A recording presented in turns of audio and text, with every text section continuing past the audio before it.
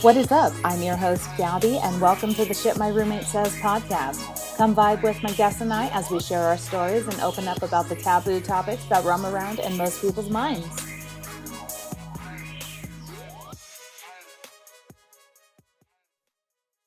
Hey guys, and welcome back to the Shit My Roommate Says podcast. I'm your host, Gabby, and welcome for one, because it has been a fucking minute since I've recorded. My God, I do not think that I have had an episode that I've personally recorded. I haven't recorded, okay, put it this way. I have not recorded, like, my self-care episode was recorded in March. So, um, since even before March, I've kind of took like a little small hiatus from recording and posting.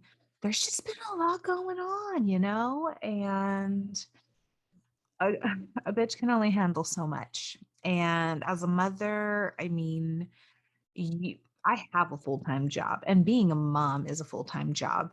And any woman that can do both, any woman that just has one job, I mean, even if you're a stay-at-home mom with your kids, that is a job in its own. And I applaud y'all. There has just been so much going on lately, and that's kind of what prompted me to want to do an episode. I Oh my gosh, how do I explain what has been going on the past few months? Um, First off, it really let's it kind of I kind of have to give you a timeline here. So just imagine a lot of this hiatus, kind of like missing in action feeling. Um, it kind of originated around the snowstorm, and I know a lot of people still might be experiencing some stuff from that.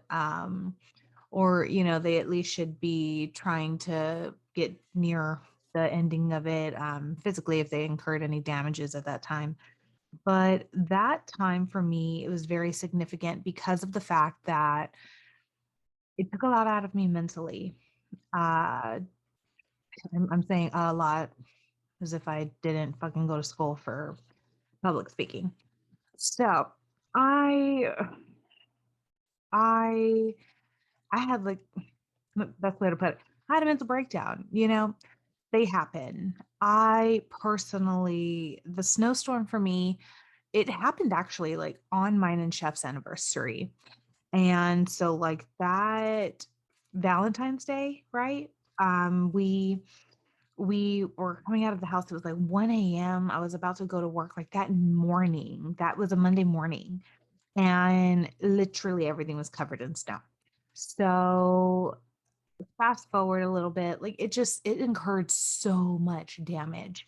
It was probably in my career of what I do full time, it was probably the most work that I've ever had, like, period. And it took a toll. It took a really, really big toll because I naturally always give 150% at my job. So just imagine, like, at my job, so much more was impacted, so much more happened.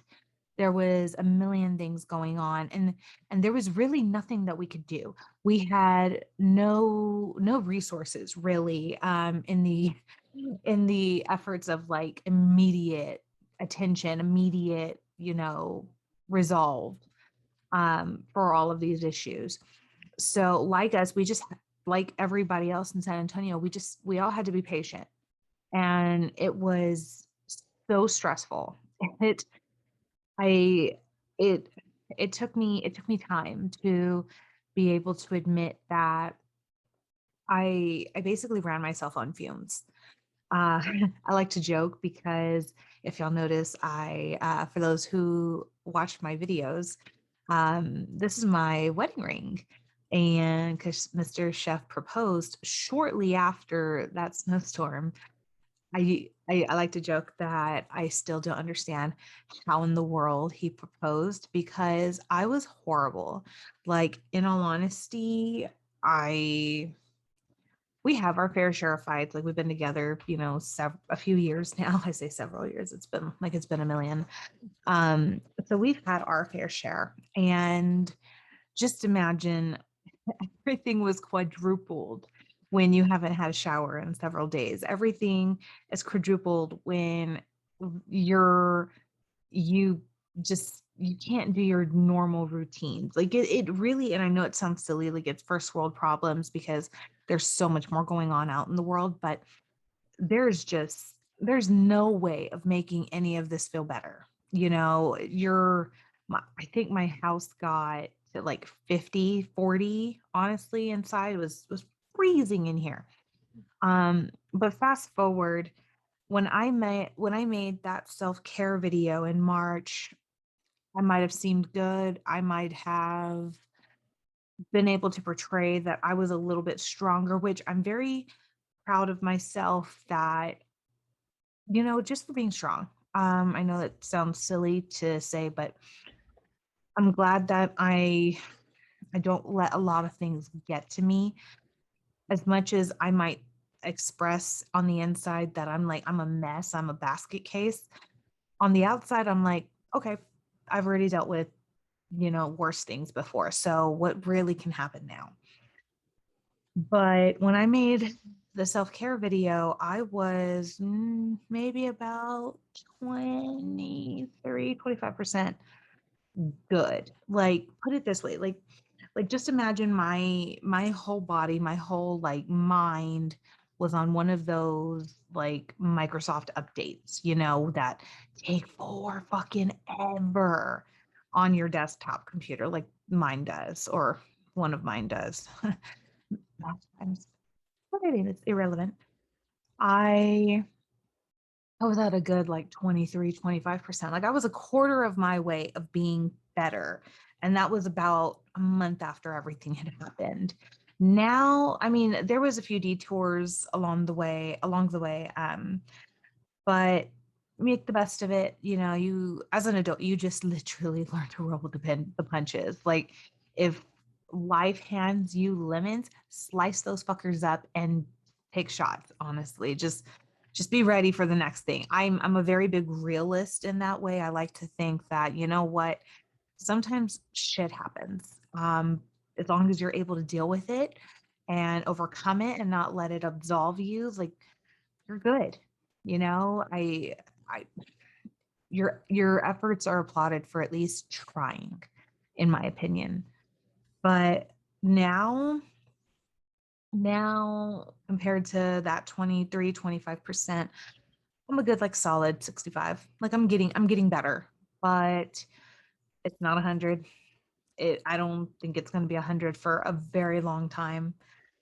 I realized when I noticed myself running on those fumes that I I was self-sabotaging myself. I was self-sabotaging my show. I was self-sabotaging my health. Um a lot, really. And not because I wasn't realizing what was going on, but it was honestly that I just got really in my head. I got so autopiloted that I could hold a conversation with people. I could be really good. Like, you would have not people didn't notice, honestly. There were people that I'm honest with, like my close circle, that knew, like, hey, I'm not good. I have close friends that came over and just sat with me. We would just sit, watch TV. Literally, I'm fall asleep. I am that friend. I will fall asleep anywhere. And I did. And they just let it happen. But they knew at that moment that I needed just a friend, or I needed a conversation, or a glass of wine, because who's to say, as a mom, it's mommy juice. It really is. Um, but I knew that I was going to overcome what I was feeling. I knew that on the inside, this wasn't going to be my whole self. Like I knew, yes, I am depressed at the moment, but I'm not a depressed person.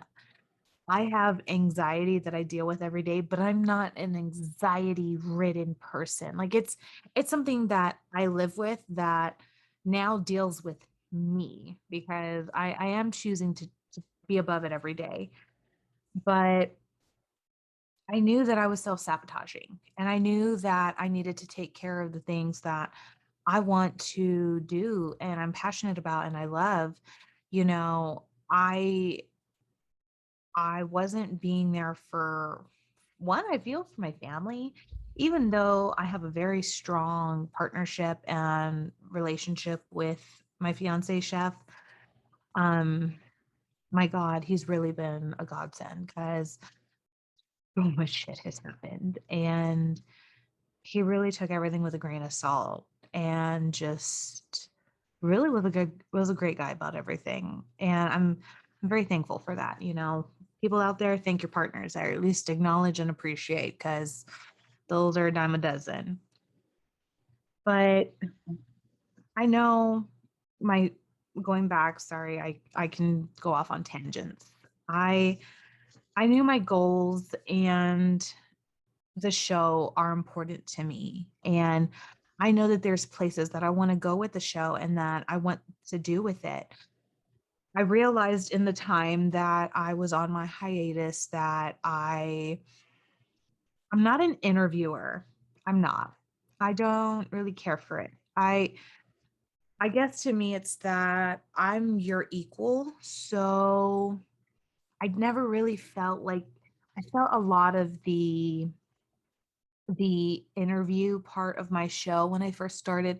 It was great. Like it gave us the segue for like a topic, but I was so wanting and craving to just talk about so much more that it kind of made me think during this little time off that I took that is that the approach I wanted to take with my show? Do I want to do topics like that? Or do I want to make it more conversational, you know, more free flowing and I don't know. That personally is just me. And so, with it being my show, I am going to take it a little bit more conversational. I want people to see the rawness and realness of just genuine conversation and see that it's my best candidacy, I guess. You know, I enjoy that. I enjoy being candid with people. I I just want to be myself and I feel it's more appreciated at the end of the day. I think honesty is just always the way to go, and there's just that's why I wanted to make the episode. You know, I wanted to let everybody know what has been going on, and I wanted to keep y'all clued in because I feel like I've developed a relationship with everybody and a closeness and a bond, and I wanna stay true to it, you know? That's y'all are my following, and I didn't get where I am now without the support that I also have received from everybody. So, as a host of a new podcast, I owe it to my fans and to my supporters to just be able to say what's been going on another note, you know, to make the episode a little bit to segue, like I did that, to segue into a new part of what's been going on during my little hiatus is that I recently just turned 30. Like, guys, I'm fucking 30. Like, this is my prime time now. Like, better than fucking Amazon. Like, I'm so excited. I had a great birthday. It was with a close pack of my friends and family. I didn't have a lot of people out and about with us, which, you know, could have been for COVID. A lot of people just had stuff going on, which I really don't mind. But I had a great time. And my birthday really kind of showed me that it's not about having a big entourage or anything, but just those close ones there that are there with you to enjoy the good times ahead. That's the best part.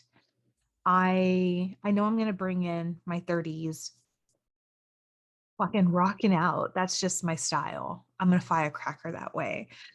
I know that during my hiatus, I didn't just sit in a ball and allow my anxiety and my mental health to overcome me.